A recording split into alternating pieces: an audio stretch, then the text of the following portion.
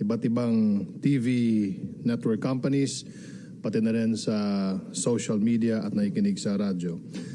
The President met the IATF this afternoon for more than 3 hours, and at the same time, he placed the entire Luzon under the enhanced community quarantine.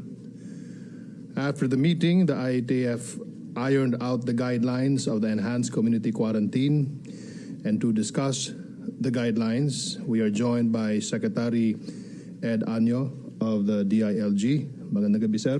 Magandang gabi naman. We are also joined by Secretary Menardo Guevara of the DOJ. Good evening, sir. Good evening. We also have Cabinet Secretary Carlo Nograles. Good evening, sir. Magandang gabi po. And by the way, Secretary Carlo Nograles is also the new spokesperson of the IATF as appointed by the President just this afternoon. And the Department of Health Secretary Francisco Duque. Good evening. Good evening. We are holding this special press conference tonight to discuss the initial guidelines that the IATF has drafted a few moments ago.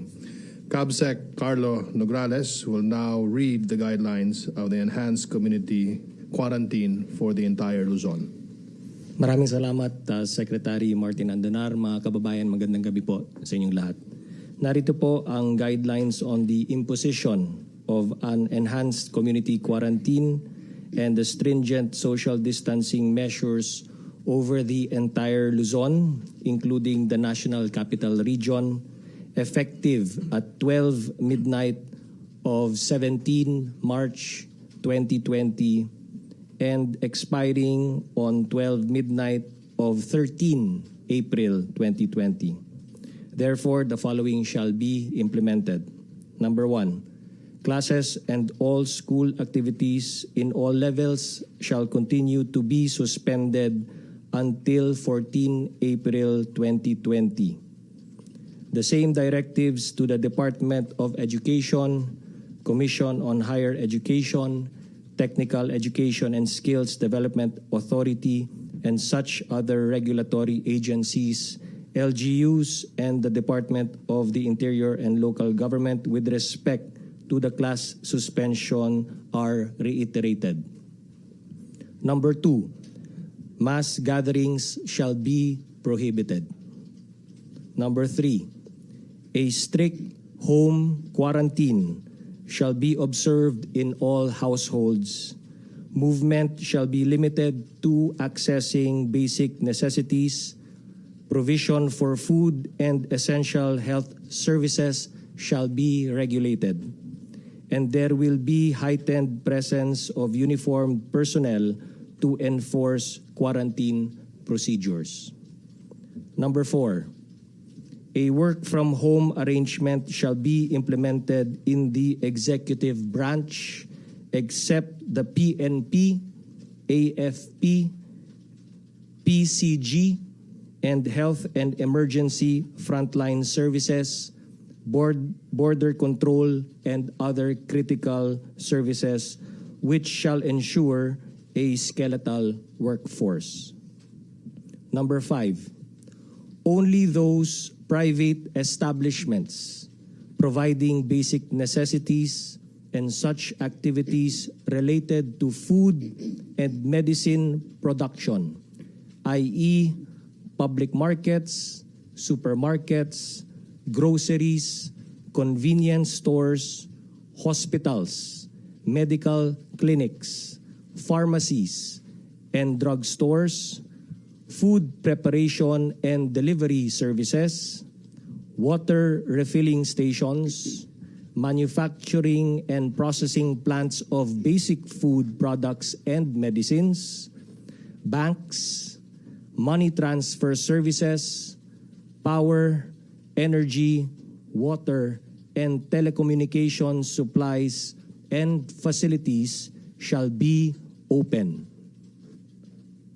In all such open establishments, their respective managements shall ensure the adoption of a strict skeletal workforce to support operations, as well as all strict social distancing measures. Business process outsourcing establishments and export-oriented industries shall remain operational, subject to the condition that strict social distancing measures are observed, their respective personnel are provided appropriate temporary accommodation arrangements by 18 March 2020, and that a skeletal workforce shall be implemented. Media personnel shall be allowed to travel within the quarantine area, provided that within 72 hours from the issuance of this memorandum, media personnel intending to travel within the quarantine area shall secure an identification card from the Presidential Communications Operations Office.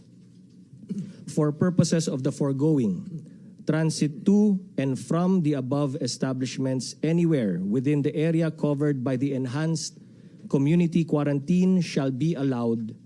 Security personnel of the establishments in the contained area shall likewise be allowed to travel within the quarantine area. Number 6, mass public transport facilities shall be suspended. And number 7, land, air, and sea travel shall be restricted. Outbound passengers intending to depart the Philippines from any of the international airports in Luzon shall be allowed to travel for a period of 72 hours from effectivity of the enhanced community quarantine. Inbound international passengers in transit upon effectivity of the enhanced community quarantine shall be allowed entry, subject to applicable quarantine procedures if coming from countries with existing travel restrictions imposed by the IATF. All inbound Filipino citizens, including their foreign spouse and children, if any, holders of permanent resident visa and holders of 9E diplomat visas issued by the Philippine government shall be allowed entry subject to applicable quarantine procedures if coming from countries with existing travel restrictions imposed by the IATF. The movement of cargoes within, to, and from the entire Luzon shall be unhampered.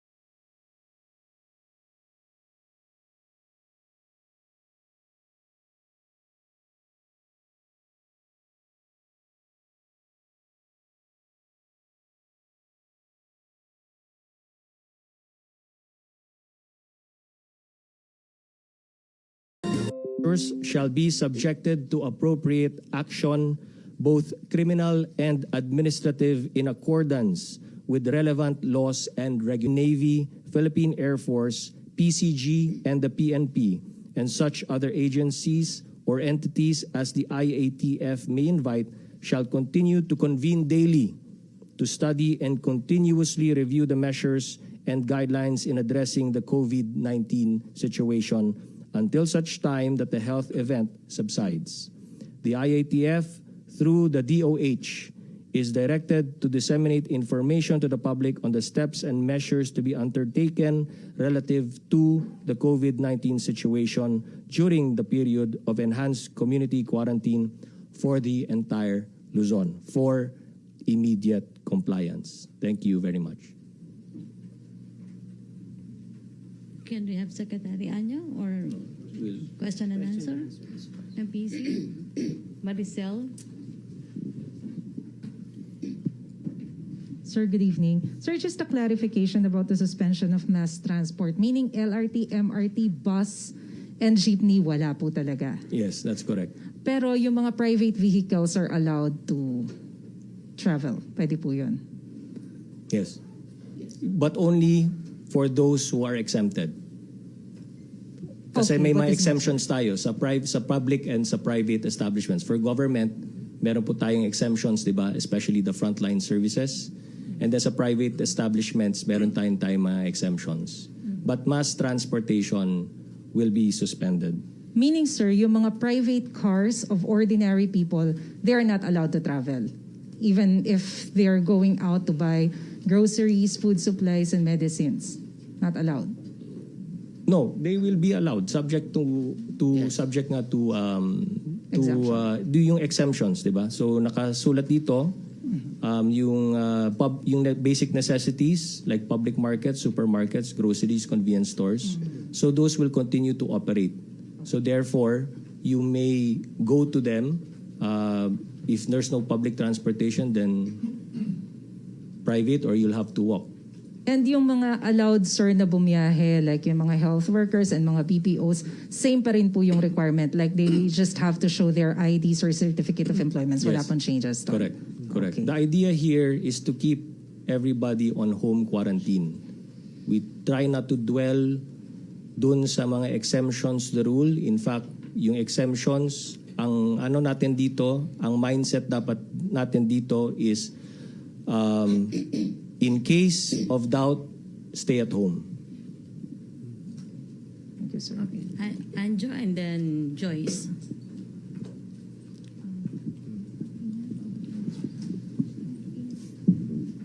Good evening, sirs.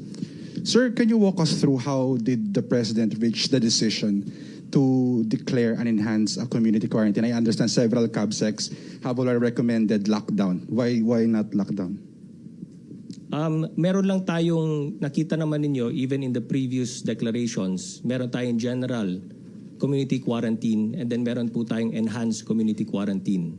So we never use the word lockdown, like I said, because this is a technical term and we try to use a technical term and a medical term because this is a medical emergency. This is a public health emergency. So we only use terms that have a definition. At ang definition nga natin ngayon from a generalized or general quarantine, community quarantine, nandito na po tayo sa level ng enhanced community quarantine. And the reason why we're going to an enhanced community quarantine, like all of the indicators show us the need to, including yung declaration ng pandemic ng WHO, including yung mga rising cases natin, and including the fact that many of our LGUs anyway have already begun declaring their own LGUs as community quarantine. So therefore, by declaring an enhanced community quarantine in the entire island of, the entire Luzon, then all LGUs now pantay-pantay na yung ating mga, kumbaga lahat na tayo, nasa common ground na po tayo ang buong Luzon. Sir, I understand meron tayong, ayun nga sir, may general community quarantine, then nag-progress tayo to enhanced community quarantine. Many are wondering, may next step pa ba doon? May next phase for that? We'll take it on a day-to-day basis. So right now, like we just announced na daily po mag-meet, mag-assess po ang ating IATF to study the numbers, to look at the COVID-19 cases and to determine yung on the ground, make adjustments kung ano yung mga nakikita nating realities on the ground. Justice Secretary, sir, so the people will not be alarmed. What will be the basis for them to be arrested during these times of Right. Considering the gravity of the present situation, our police and other law enforcement agents may effect arrests against violators, arrests of violators under any of the following laws. Number one, Article 151 of the Revised Penal Code on resistance or disobedience to a person in authority. You will please note that this offense is punishable by arresto mayor and a fine not exceeding 100,000 pesos. If committed with acts of violence, then the person may be liable for direct assault. And that is a much more serious offense, no? Which is punishable by prisión correccional or a fine of not more than 200,000 pesos. Number two, any violation may also be punishable under Public Act number 11332. This is the recent statute, and this is entitled Mandatory Reporting of Notifiable Diseases. And the provision that is penalized is that one for non-cooperation. And the penalty that may be imposed by the court if found guilty is a fine of not more than 50,000 pesos or imprisonment of not more than 6 months. And there are also penal provisions under our Quarantine Act.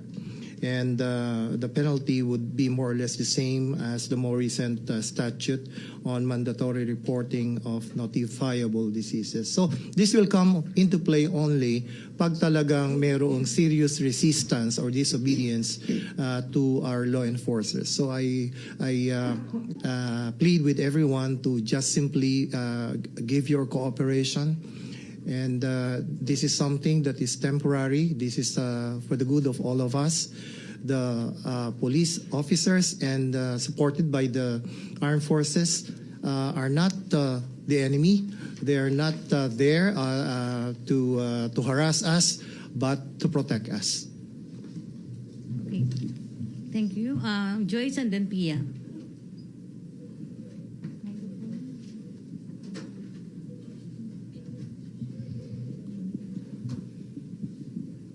Secretary Nograles, you've mentioned that every day naman may meeting yung interagency task force, and this is in effect yung nabanggit po natin na enhanced community quarantine until April 13. Does that mean po pwedeng hindi umabot hanggang April 13 yung implementation ng enhanced community quarantine? Yes. Pwede siya mapaikli? Pwede siyang mapaikli if the circumstances warrant. No? At ayoko rin sabihin, pero pwede rin humaba. Depending nga sa situation. That's why it's on a day-to-day basis assessment. Okay.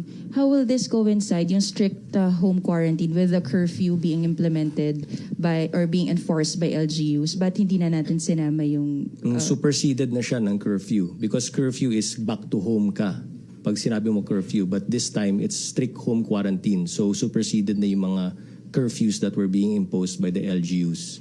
So this is now strict home quarantine. Wala nang curfew na pinag-uusapan because kumbaga, sa words pa ni Secretary Anyo, 24 hours curfew na ito because ang general rule is stay at home. If you leave your home for these establishments to buy the necessities ng bahay ninyo, only one person ang pwedeng bumili. And then, Hindi pwede isama yung buong pamilya, hindi pwede dalawa yan, dapat isa lang ang bibili. Because again, ang general rule is that home quarantine muna tayo, wala munang galawan except for these necessary industries, no, and establishments, and of course yung vital government services. Gusto natin yung walang galawan kasi we want to stop the virus from spreading. So put it in your head that the general rule is stay at home. pero sir, yung idea, for example, of a curfew kasi, di ba, may limited hours, meaning anyone from the family, sabi, kahit isang member of the family can buy necessities even beyond 8 p.m.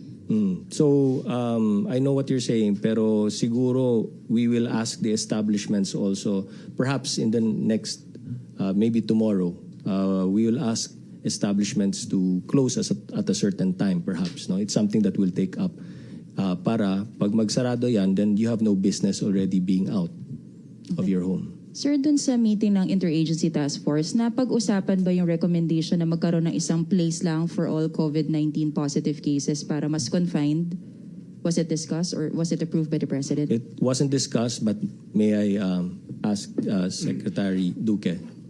Hindi po State ito napag-usapan sa IATF, pero ganun pa man, ito po ay napag-usapan COVID-19 hospital. But ang sabi sa akin na exact, so kailangan talagang planuhin ito maigi, saan ilalagay itong mga non-COVID-19 patients. Conceptually, okay naman to consider this. But the operationalization needs further study. May gusto rin pong idagdag si Secretary Anyo. On the part of the local government, kasama doon sa aming memo circular yung pag-identify ng isolation unit. This could be a private house, this could be a building, or this could be one condominium. Depende sa kakayahan ng local government unit. Sa mga COVID patients na positive na asymptomatic or with mild symptoms, kaya siyang i-accommodate ng local government unit. At sa designated isolation unit, ay doon lang ilagay yung mga pasyente kasi asymptomatic naman ito. Para ang ating hospital magko-concentrate na lang sa mga mayroong mga serious symptoms na kailangan talaga ng interventions. Okay. Pia? Okay, Secretary Nograles says, sir, you said that outbound passengers shall be allowed to travel within 72 hours from the effectivity of the quarantine. Ibig sabihin, sir, land, air, and sea travel po ito. This says outbound passengers intending to depart from the Philippines from any of the international airports in Luzon So, shall be allowed to international. travel for a period of 72 hours. Napag-usapan kasi ito because ayon natin baka meron mga gustong pumunta ng abroad, no? Gustong iniiwasan po natin yung mga masa-stranded na mga pasahero. So ito yung mga napag-usapan namin sa Interagency Task Force kung paanong treatment natin na sa airports, mga tourists na gustong umalis ng bansa at bumalik sa kanilang mga bansa. What about yung mga nasa Luzon, sir, na gustong umuwi sa kanilang mga residents sa Cebu, for example, or in Mindanao? No more. No more. As we said, that falls under mass public transport facility shall be suspended. So number 6. Sir, yung inbound passengers, they will be allowed to enter Luzon until when, sir? Inbound international passengers in transit upon effectivity of the enhanced community quarantine shall be allowed entry subject to applicable quarantine procedures. So until when, sir? Walang naman time. Secretary Anyo. Yeah, this provision is applicable to Filipinos and holders of permanent resident visa. Sila yung pwede nating tanggapin, but they'll be subjected to a mandatory 14 days quarantine. So, sir, to be clear, sir, after 72 hours, no one can go out of the country from Luzon, sir? Yes. Go out of the country, international, yes. Sir- But again, the general rule is mass public transport facility shall be suspended. Yun po yung general rule. Exception to the rule na yung number 7. Sir, will we be closing the borders of Luzon? Kailan po mag-i-start yan, sir? Yes. Tonight, 12 midnight. 12 midnight. So, sir, ano na po yung mga naging paghahanda po natin, sir? While we're speaking, the entire Philippine National Police is already discussing their protocols and their procedures para dun sa implementation ng enhanced community quarantine of the entire Luzon.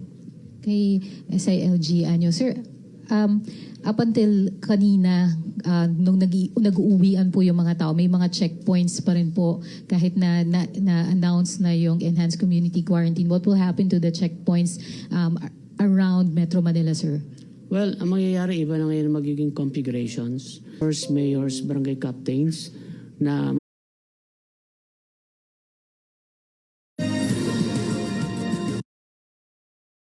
yan ang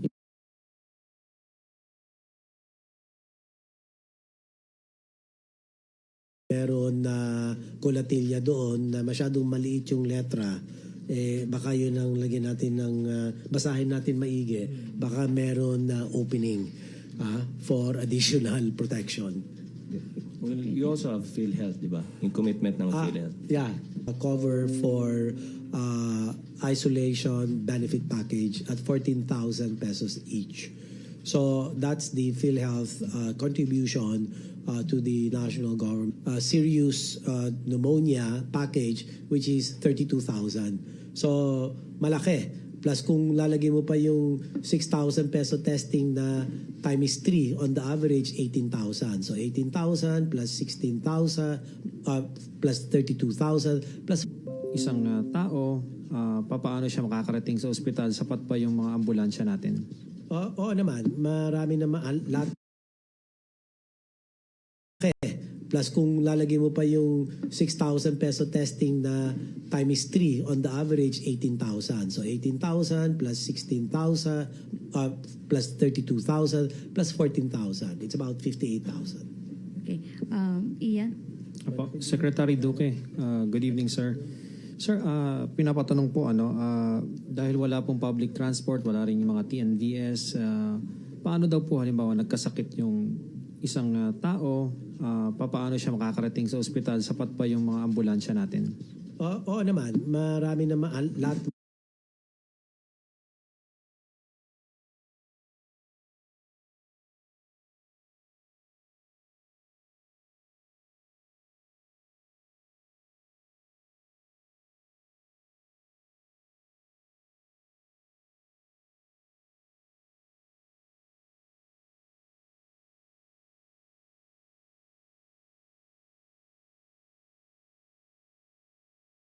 Plus kung lalagay mo pa yung 6,000 peso testing na times 3, on the average 18,000. So 18,000 plus 16,000 plus 32,000 plus 14,000. It's about 58,000. Okay. Ian? Apo, Secretary Duque, good evening sir.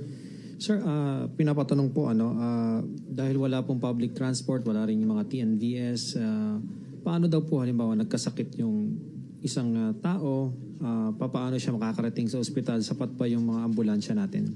Oo naman, marami naman lahat.